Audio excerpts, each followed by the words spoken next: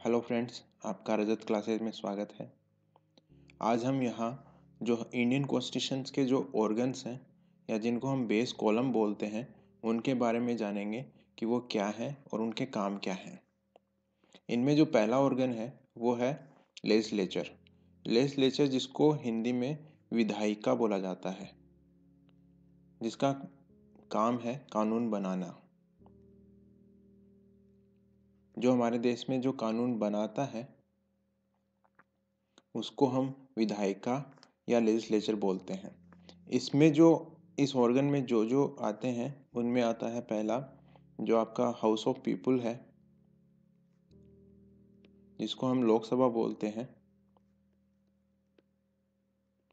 And council of state जिसको हम राज्यसभा बोलते हैं, एंड प्रेसिडेंशियल पार्लियामेंट्री प्रिविलेजेस। तो बेसिकली इनका काम ये है कि कोई भी लॉ बनाए। सबसे पहले कोई भी बिल है वो इन दोनों में से किसी एक में इंट्रोड्यूस होता है और जब इन दोनों से पास हो जाता है तो वह लॉ बन जाता है। इसमें जो दूसरा ऑर्गन है वो है आपका एग्जीक्यूटिव। एग्जीक्यूटिव का काम वो होता है कि जो लेजिस्लेचर ने जो लॉ बनाया है उसको एग्जीक्यूट करें या उसको लागू करें। हिंदी में इसको कार्यपालिका बोला जाता है। कार्यपालिका का मुख्य काम जो लेजिस्लेचर ने जो लॉ बनाया है उसको लागू करना है देश में।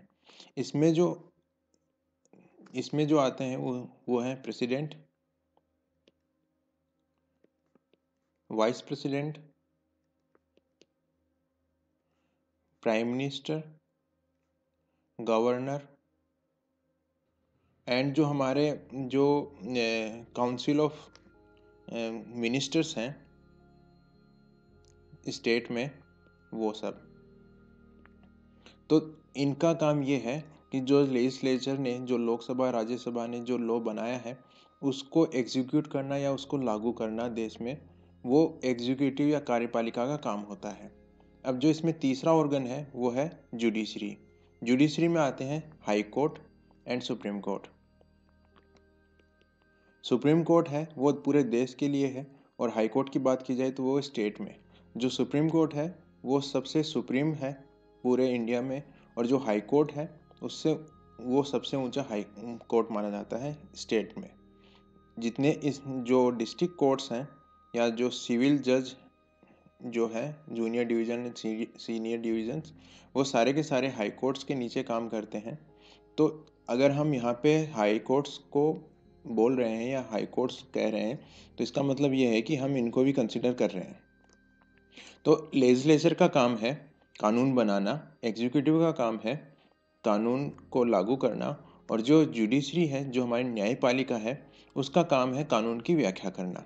तो देखा जाए तो ये तीनों ही जो हमारे लोकतंत्र का आधार स्तंभ माना जाता है, इन तीनों को ही लोकतंत्र का आधार स्तंभ माना जाता है, क्योंकि ये तीनों ही किसी भी लोकतंत्र को किसी भी लोकतंत्र में सबसे अहम चीज़ें ये तीनों ही मानी जाती हैं।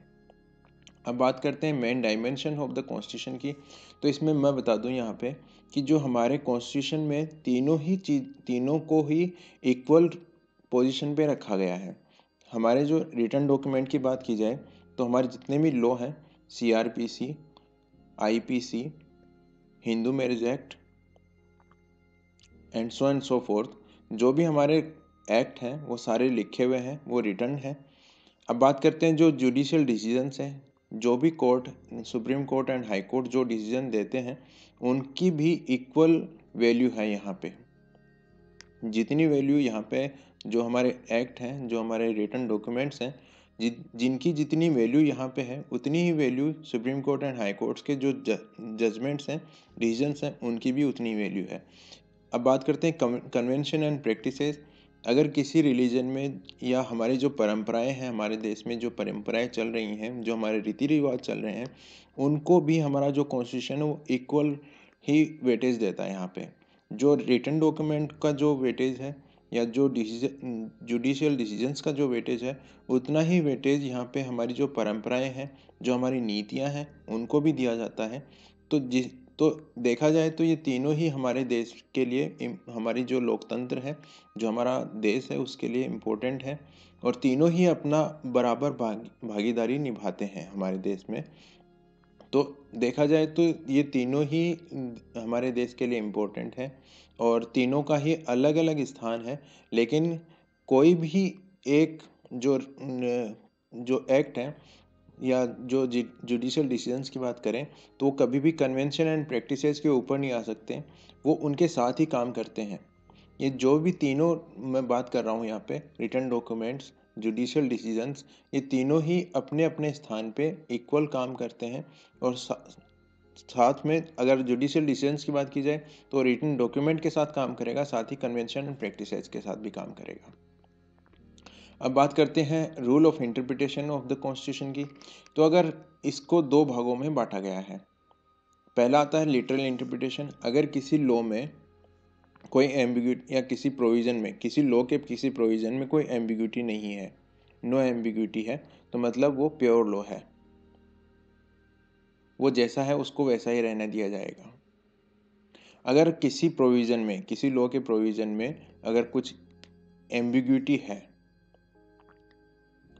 एम्बिग्यूटी है तो उसके लिए क्या हो, इसके लिए इसको दो भागों में बांटा गया है। इसको पहला आता है परपेसिव इंटरप्रिटेशन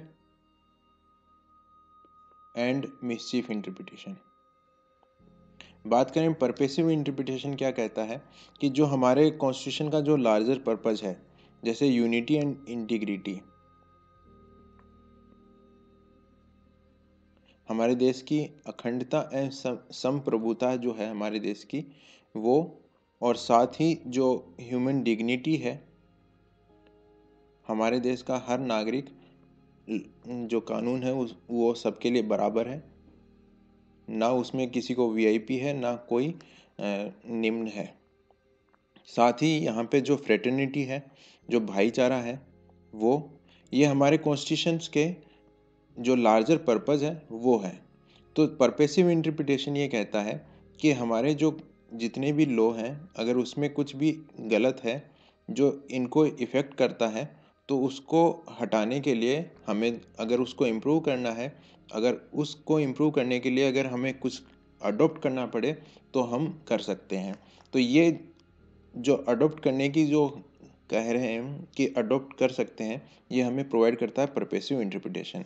अब बात करें मिसचीफ इंटरप्रिटेशन की, तो किसी भी सोसाइटी में अगर कुछ भी इविल है, कुछ भी मिसचीफ है, तो उसको रिमूव करने का जो दायित्व है वो लॉ का है। ये हमें प्रोवाइड करता है मिसचीफ इंटरप्रिटेशन। तो इन इंटरप्रिटेशन के थ्रू हमारी सोसाइटी को बैलेंस कर रखने में मदद मिलती है, साथ ही हमारे कॉन्स्टिट्यूशन के लार्जर पर्पस को अचीव कर सकते हैं, और सोसाइटी में कुछ भी मिसचीफ और एविल है उससे हम रिमूव कर सकते हैं। आज की वीडियो में बस इतना ही। अगर आपको ये वीडियो अच्छा लगा हो तो इसको लाइक कीजिए, शेयर कीजिए, और अगर आपने अभी हमारा चैनल सब्सक्राइब नहीं किया है तो कर लीजिए, ताकि नेक्स्ट वीडियो का नोटिफिकेशन सबसे पहले आप तक आ सके। Thank you.